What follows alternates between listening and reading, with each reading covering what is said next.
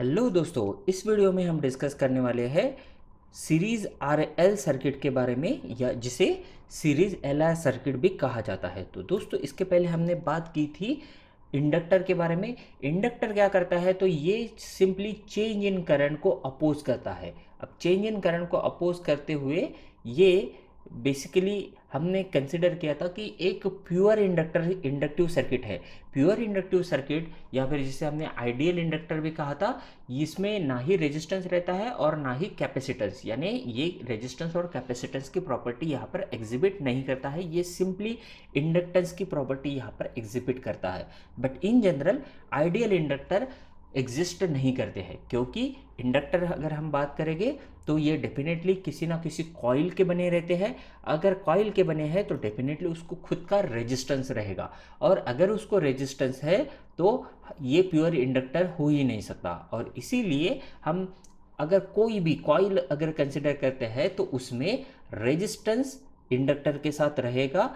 उसको जनरली हम सीरीज में कंसिडर कर लेते हैं, और इसीलिए इन रियल वर्ल्ड हमारा जो सर्किट बन जाता है वो होता है एलआर सीरीज सर्किट या फिर आरएल सीरीज सर्किट, जिसमें हम इंडक्टर के साथ रेजिस्टेंस सीरीज में कंसिडर करते हैं। तो ये रहेगा हमारा रेजिस्टेंस, उसके साथ इंडक्टर यहाँ पर सीरीज में है, और ये बन जाता है एक आरएल सीरीज सर्किट, जिसे एलआर सीरीज सर्किट भी कहा जाता है। इस सर्किट को अगर हम V equals to V M sine omega t, यानी एक AC सप्लाई यहाँ पर इनपुट देते हैं, और वोल्टेज ड्रॉप अक्रॉस रेजिस्टेंस हम कंसिडर करते हैं VR, और वोल्टेज ड्रॉप अक्रॉस इंडक्टर हम कंसिडर करते हैं VL, और टर्मिनल वोल्टेज V जो रहेगा वो definitely equals to supply voltage रहेगा VM साइन ओमेगा टी। और इसमें से अगर करंट I हमने अज्यूम कर लिया है, करंट I यहाँ पर फ्लो हो रहा है, तो ये जो करंट है ये ऑल ऑफ ए सडन अगर हम स्विच शुरू करते हैं तो ये मैक्सिमम वैल्यू डायरेक्टली अचीव नहीं करेगा, क्योंकि यहाँ पर इंडक्टर यहाँ पर कनेक्ट है। इसीलिए इंडक्टर के ये चेंज इन करंट को अपोज करेगा, तो सडनली यहाँ पर करंट इंक्रीज नहीं होगा, बल्कि ये जो करंट है ये यहाँ पर लैग करता है। Current lags, current generally lag करता है प्योर इंडक्टर में। प्योर इंडक्टर में वो लैग करता है बाय 90 डिग्री। बट हम यहाँ पर एक आरएल सर्किट कंसिडर कर रहे हैं, तो यहाँ पर करंट लैग करेगा टू दी वोल्टेज।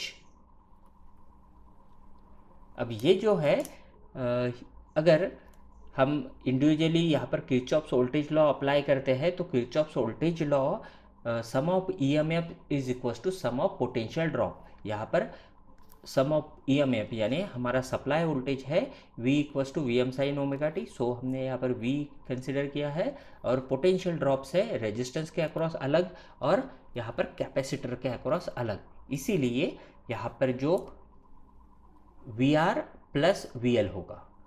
VR जो है ये है रेजिस्टेंस के अक्रॉस का पोटेंशियल ड्रॉप, जिसे ओम्स लॉ से हम लिख सकते हैं VR equals to I multiplied by R।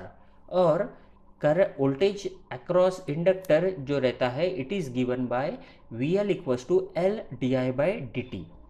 अब इन दोनों के एडिशन करते हैं तो हमें ओवरऑल वोल्टेज मिलता है। अब सीरीज सर्किट में जैसे हमने बात की है कि हमें यहाँ पर करंट लैग मिलेगा। अब ये कैसे है, तो इसके लिए हम वेवफॉर्म और phasor diagram of RL series circuit देख लेते हैं। सबसे पहले एक फेजर डायग्राम बना लेते हैं। तो फेजर डायग्राम के लिए रेफरेंस चाहिए। अब हमारा जो सर्किट है ये वाला सर्किट, इसमें करंट कांस्टेंट है और वोल्टेज ड्रॉप अक्रॉस रजिस्टर और इंडक्टर अलग अलग है। इसीलिए हम करंट यहाँ पर रेफरेंस कंसिडर करेंगे, जो कि इस तरह से रहेगा। अब रेजिस्टेंस के अक्रॉस का जो वोल्टेज रहता है और करंट रहता है ये हमेशा इन फेज रहते हैं। इसका मतलब है इसमें कोई भी फेज एंगल का डिफरेंस नहीं रहेगा। इन फेज में ये जो लीड और लैग की कंसेप्ट है ये नहीं रहती है, और फेज एंगल 0 रहता है। That's why VR that is the voltage across resistance कुछ इस तरह से हम ड्रॉ कर सकते हैं। अब फेजर डायग्राम में फर्दर हमने यहाँ पर करंट यहाँ पर रेफरेंस कंसिडर किया है, तो हमारा वोल्टेज और करंट यहाँ पर इन फेज रहेंगे। अब इंडक्टर जो है इसमें वोल्टेज लीड करता है बाय 90 डिग्री, या फिर हम अलग वर्ड में कह सकते थे करंट यहाँ पर लैग करता है to the voltage by 90 degree. But यहाँ पर हमने रेफरेंस कंसिडर किया है करंट, इसलिए वोल्टेज यहाँ पर लीड कर रहा है 90 डिग्री से। अब वोल्टेज लीड करेगा voltage in the inductor, so it is VL and given by 90 degree. 90 degree lead कर रहा है, तो फेजर डायग्राम में लीड को एंटी क्लॉकवाइज डायरेक्शन से हम इंडिकेट करते हैं। सो ये कुछ इस तरह से 90 डिग्री का एंगल बनाएगा विथ करंट। अब हमें जो रिजल्टेंट वोल्टेज चाहिए हम कैसे कैलकुलेट कर सकते हैं, तो सिंपली दो पैरेलल लाइंस हमें ड्रॉ करनी है, एक इसको पैरेलल लाइन इसके साथ, और इस पॉइंट से इसको पैरेलल लाइन अगर हम ड्रॉ करते हैं तो हमें ये जो पॉइंट ऑफ इंटरसेप्शन है ये इस पॉइंट से मिलेगा यहाँ पर रिजल्टेंट वोल्टेज V, जिसे टर्मिनल वोल्टेज भी हम कह सकते हैं। तो ये है V। यहाँ पर आप देख सकते हैं कि करंट और वोल्टेज यहाँ पर कुछ ना कुछ फेज एंगल है, और ये toward the anti clockwise direction है विथ रिस्पेक्ट टू करंट। तो एंटी क्लॉकवाइज डायरेक्शन होने के कारण हम कह सकते हैं कि यहाँ पर ये लीड कर रहा है।